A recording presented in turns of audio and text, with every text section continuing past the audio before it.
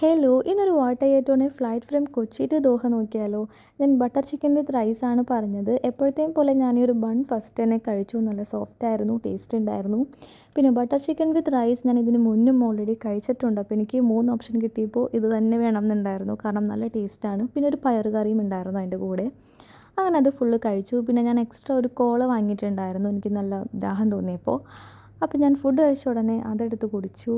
പിന്നെ സാലഡിൻ്റെ കേസിൽ ഞാൻ ഇത്തവണയും തോറ്റുപോയി. കാരണം എനിക്ക് ടേസ്റ്റ് ഇഷ്ടപ്പെട്ടില്ല. ബട്ട് ഇതൊക്കെ നല്ല സൂപ്പർ ഹെൽത്തി ഫുഡാണ് കേട്ടോ. അറിയുന്നവർ അതൊക്കെ കഴിക്കുന്നവരൊക്കെ ഉണ്ട്. ബട്ട് എനിക്കെന്തോ ടേസ്റ്റ് പറ്റുന്നുണ്ടായിരുന്നില്ല. അപ്പോൾ ഞാൻ അതേപോലെ തന്നെ തിരിച്ചെടുത്ത് വെച്ചു. എൻ്റെ കട്ട് ഫ്രൂട്ട്സ് ഞാനിവിടെ മിസ്സ് ചെയ്യുന്നു. ഖത്തർ എയർവേയ്സിന് മുമ്പ് എപ്പോഴും കിട്ടുമായിരുന്നു.